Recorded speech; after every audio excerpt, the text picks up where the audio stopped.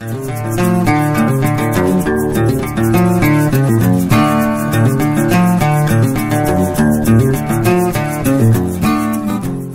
there, I just got done catching a whole bunch of Desmognathus auriculatus, the southern dusky salamanders that we're looking for.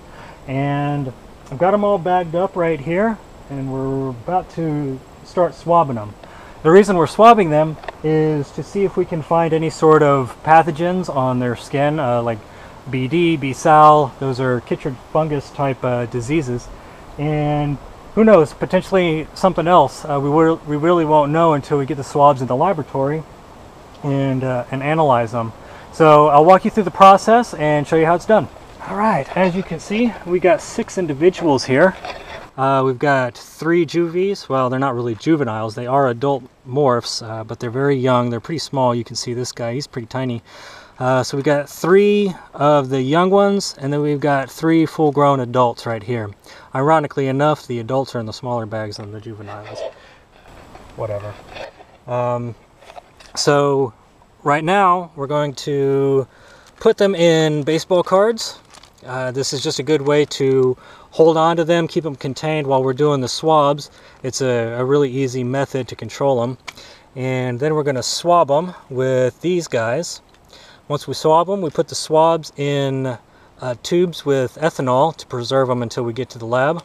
Then weigh them, measure them, and record them. Okay, so first thing I'm going to do is put on a glove.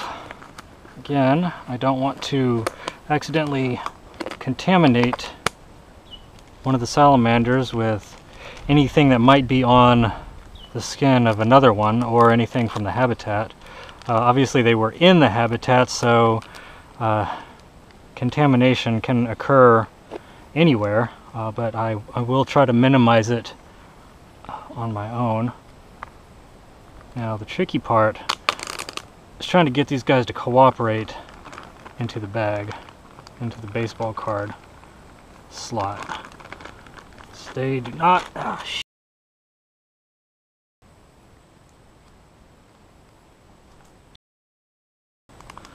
I got him. There we go. Well, anyway, in here he's pretty well secured. He's not getting out. I just take my swab here and I run it along his ventral side, which is his stomach, about 5 to 10 times. He doesn't like it very much, obviously. Each leg 5 times.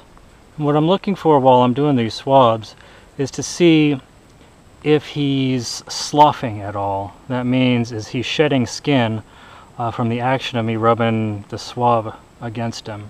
And if he is, that's an indication that he might have some sort of pathogen in his skin. It's not a sure sign because they do slough naturally.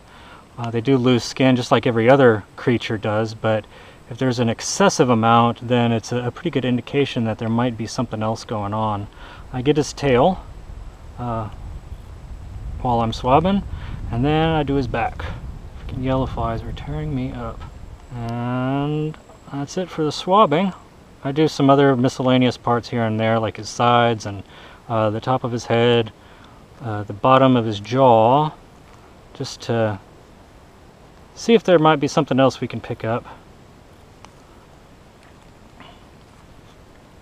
Get the tube.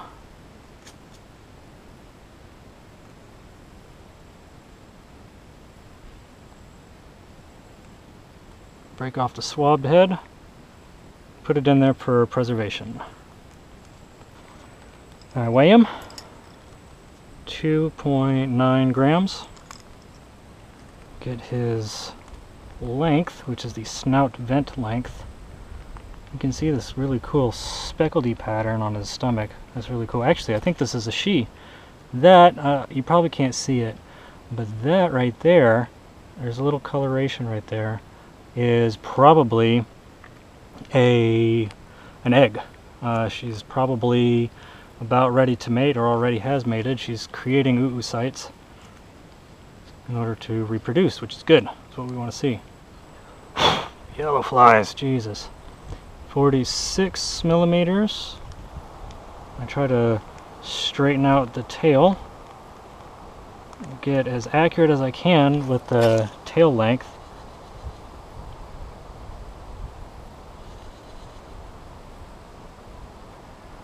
And right at 46 as well. I am certain that's a female. Yep, those are definitely eggs in there. She is pregnant. Okay, well, batteries ran out on my GoPro, so I had to switch over to my my digital SLR. I finished swabbing everything, and I just released them, so now I'm just going to clean up my mess here, clean up the laboratory, and head back out. Like I said, I just released them, so I tried to recreate the habitat as best I could by sweeping all the leaf litter back onto the bank where it was, and over there as well. And can't believe I found 6 of them in 20 minutes. That's unheard of. I haven't done that before. I found some Conanti that quickly, but never auriculatus. So that's a good sign. They're doing well. They're doing well here. They're pretty healthy. So it really begs the question of why they're not doing so well anywhere else. And I am getting absolutely torn up by yellow flies, so I'm going to head out of here as quick as I can.